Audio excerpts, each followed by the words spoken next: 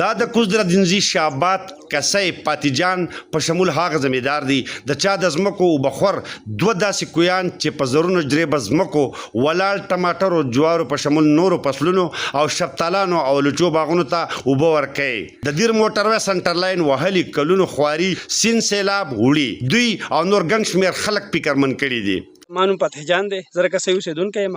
زموږ دلته کې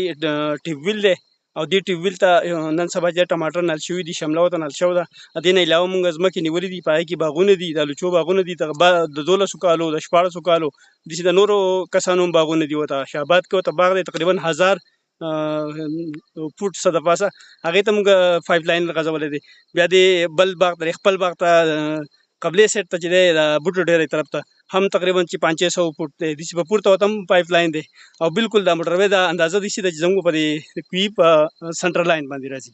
های اوپس ته دا درخواست دی چې که فرض کړه موټروی خامخا کوي نو دې دې صرف لږ سایډ ته کړي هغه سایډ هم زموږ ځمکه دی بل سایډ هم ځمکه ده خو چې دونه چې زموږ د کوی پکې په څه طریقه باندې بچ شي په دې کې موږ د دنیا خوارۍ کلي دي تقریبا 25-30 سالو خواري ده زموږ او بله مسله دلته مین دا ده چې نور ځایونو کې اوبه نشته زموږ د کور سره هم کوی دی موږ مخکې د دې نه مخکې کنډلی شوی دی په پای کې 50 گز کې اوبه نشته مطلب 150 فوټ کې مونږ دا ټیوبویل په 30-40 سال کې کامیاب کړی دی او دلته په ځمکه کار دی اوبه نشته نو په هره څوکړه کې په دې کې مونږ کار کړی زمونږ نه پکې یو کال دوم په دې کې مړه شوي په وخت کې د ما نه پکې په خپله دا ګوته کټ شوې ده او په دې باندې زمونږ ټول حق منحصر دي دې ته مونږ د اجارو باغونه کړي دي باغونه ورته نورو خلکو هم دي ډېر اکنامک لاس دی په دې کې نو زمونږ د اعلی حکام نه دا مطالبه ده چې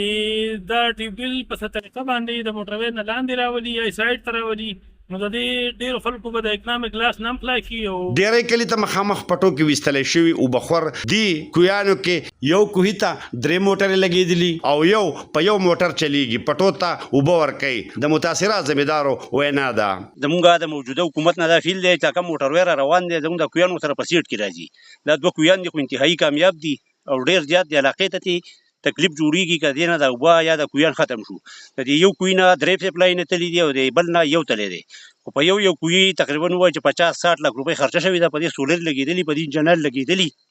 او زموږ په ډېرې غټې خرچې شوي نو حکومت دې زموږ سره دا تعاون وکړي چې دې خوا اخوا زموږ ځمکې دي